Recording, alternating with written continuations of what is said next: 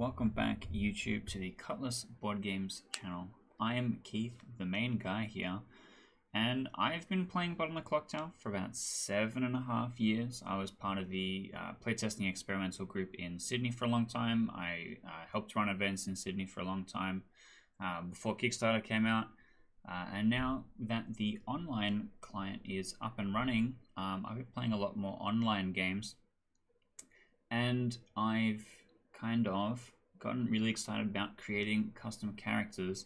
The goal is to create stuff at the power level of sex and violence. I see a lot of homebrew stuff that comes out and feels insanely powerful and very scary to sit into a game with. And my goal is to build stuff that will be able to play at the power level of base 3, but give a different experience for those level players, because it's very difficult to find an incredibly veteran group a lot of the time, but I still wanted to focus on creating something fun and cool and different. And here today, this is the first custom pack of characters. You may have seen in my YouTube shorts, I've been slowly releasing them one by one, and in the same way here, I will have Json in the description where you can start playing these yourself and trying them out. But let's introduce them and we'll talk a little bit about them and explain how they work. In this pack, we've got one character of each type: the Framed, which is a townsfolk; the Imitator, which is an outsider; the Treasured, which is a minion; and Empire, which is a demon. So let's get started with the Framed, our townsfolk. I think the Framed is a fun info character, but also a great evil team bluff. The Framed reads: each night asterisk. If you were slated for execution, but another player was executed instead, learn one good player. So if you are set up on the block and then you're able to lift off you and somebody else is executed instead, then that night you'll be woken up and one good player will be indicated to you.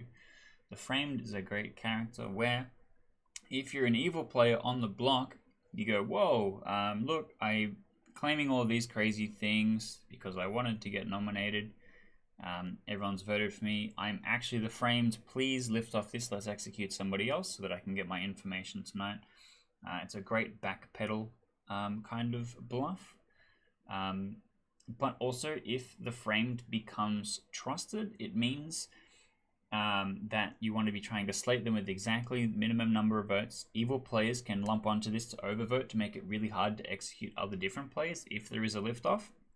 So the Framed is potentially going to get maybe 1 to 2 nights of information, but it means that there's a lot of emphasis on controlling the nominations and voting without necessarily removing that power from anybody. Like, for example, the Flower Girl says, watch all of the voting, who's voting really closely, because if the demon has their hand up, you'll get information. With the Framed, you're like, okay, I want to have exactly a majority, and then we want to try and execute somebody else with slightly more than a majority, and it can get really hard, especially towards the end of the game. I think this one is very fun as an evil bluff because it gives you the ability to back off, and especially players that play very chaotic, kind of regularly, even if they're on town, this also gives a way for them to potentially, okay, no, wait, look, you've got enough votes to me. Let's get somebody else instead, please. I'm actually a good player. I'm the Framed. And I think those kinds of moments are, do I believe you? Do I want to vote on this other person? Is that going to... going to be worth it? Can I actually trust you? Which I think is at like the heart of Blood on the Clocktower. I think that is an experience that I think is something that really will be fun. Next up, we have the Imitator. The Imitator is somewhere between the Pixie and the Mutant.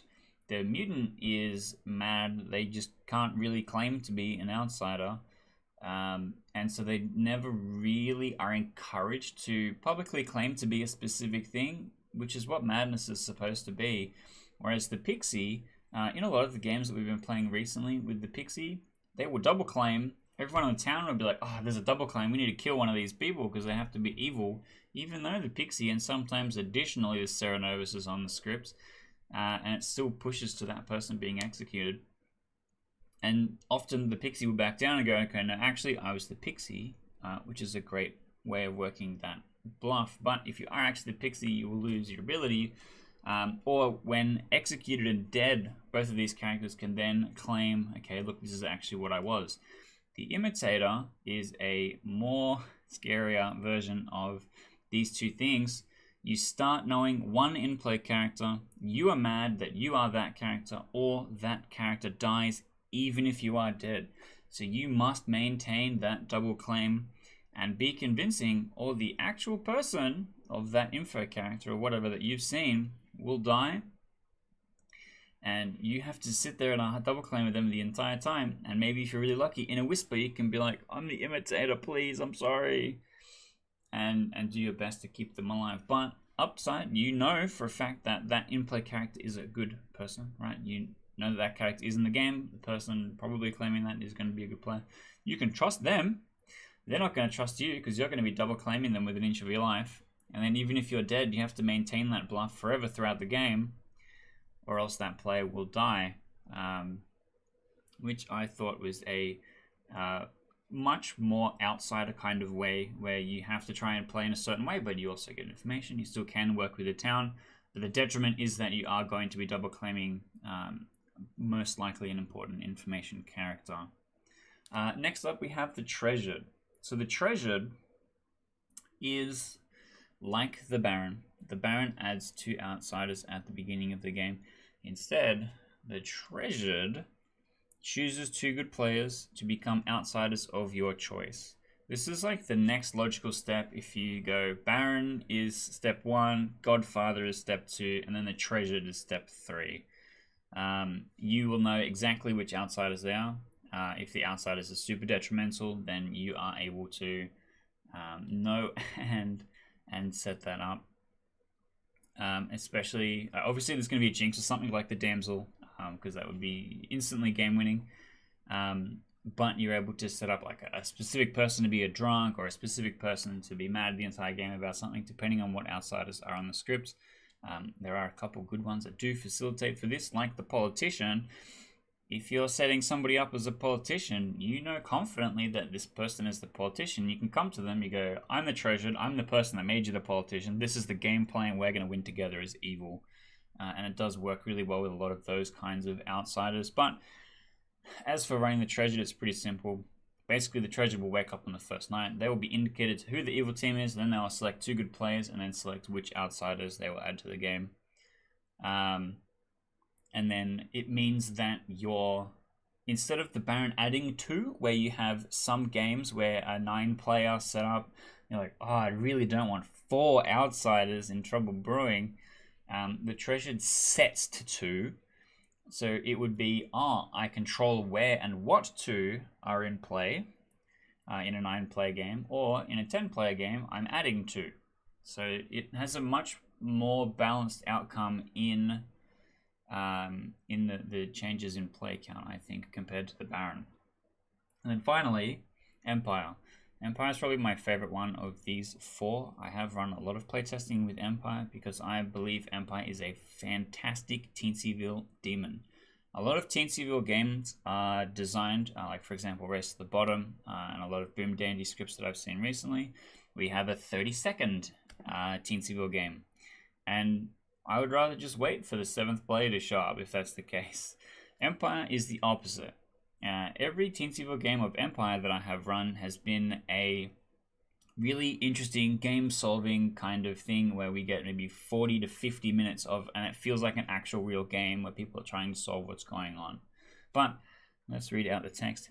Each night, choose a player. They become marked. All marked players are mad about something false each day or die tonight. You win if all alive players are mad. So there's a bit to dig into this here, but Empire chooses a player, that player becomes marked. At the end of the night phase, that player will be woken up and goes, okay, you've been marked by Empire. You are mad about this false thing, which could be you are mad that you are this character. You are mad you received this information. For example, the Night Watchman information is a great one. On the script, I run the Night Watchman where it would be like, you are mad that you saw this person as the Night Watchman last night. And they're like, well, okay, I know that didn't happen, but now I have to try and convince everyone of this thing. I had one where a player who was the artist, I was like, okay, you're mad that you are the artist, and with your artist question that you asked, you are confident that you have solved the game. And then they have to try and come up with a worldview that they really believe fits everything and try and run towards it, or they will die at night. The beauty of Empire in a Teensyville game is that you will have number of days equal to the number of players minus executions on non-marked players. So Empire only cares about alive mad players. So if you execute an unmarked player, you lose 1 day of game. If you add minions such as Serenovus or Harpy, that removes 1 day of game. So if you have a 7-player game and you have Empire and you have the Harpy and no players are executed, it takes 6 days for the game to end. Which in a Teensyville, if you have 6 players and you have a Harpy and you have 5 days of game, because there's no incentive to execute specifically, and if you die to Empire's ability, you are a dead marked player. That does not matter towards Empire's victory condition. And it means that you are able to spend the time solving the game and try and figure out what's going on. Another cool interaction, for example, is the Sage. The Sage says that if you die from the demon specifically, not at night like the Raven Keeper, but you want to break madness so that you do die to the demon's ability and then get your information that night, which is another cool thing for how that works. Basically, especially in a Teensyville game, you'll have a lot of something false, right? A lot of something false information that you are giving to the good team that will help them solve things. For example, we had a preacher that selected every player except for the minion. So telling them that they have in fact selected a minion and they're confident of this fact tells them, okay, I have to be mad about this. I have to tell everyone I, as the preacher, selected a minion and I know that. But the information about the game that I've received is that, oh no, I haven't selected a minion. Tomorrow, I'll make sure I get that one last person or whatever. Which gives you a personal puzzle, but what you tell everybody else is the false thing. And trying to figure out which players are marked and what madness that they're giving up is really interesting and a really fun puzzle to solve. That's why I've been really enjoying this character. It is incredibly self-indulgent for the storyteller because you get to think up all these cool and funny things for people to be mad as. And another cool thing is that Empire says all alive players, right? So if Empire is an alive player because the good win condition is to execute the demon, Empire has to make themselves mad and make their minion mad at some point if they are not killed. So then if you think the good team is struggling, Empire is going to start to get some really hard madness thrust upon them to try and balance the game. And I think it is a lot of fun. It does give a lot of puzzle to solve in a Teensyville game. And I think it is worth trying out. So if you're curious about any of these characters, I will have something in the description for you to check out where you can just copy and paste it into a script. And then you can try out these characters. If you have any questions about how these run, drop them in the comments below. I'm happy to answer stuff. I know it is not easy to, just from reading the text of something, to pick up exactly how it works for storytelling. And I hope that you like these cool custom characters that I have been working on because I'm very excited to share them with all of you.